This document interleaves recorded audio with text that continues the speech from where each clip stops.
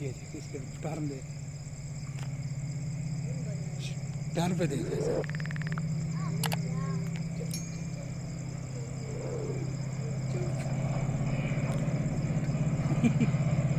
तूड़ी